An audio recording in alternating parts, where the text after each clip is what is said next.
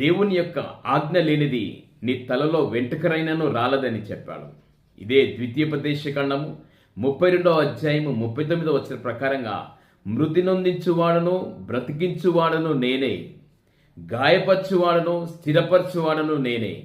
నా ప్రియ సహోదరి సహోదరా, క్రైస్తవ జనాంగమా, నా సంగమా, దేవుని యొక్క చేతిలో, దేవుని యొక్క మాటలో ఉంది నీ మరణము, నీ పుట్టుక. అలాగనే నిన్ను గాయపరుస్తున్నంటున్నాడు.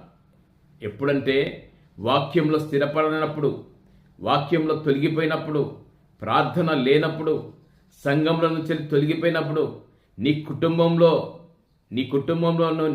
నీ బాధ్యతలు సక్రమంగా నిర్వహించినప్పుడు నిన్ను గాయపరుస్తాడు.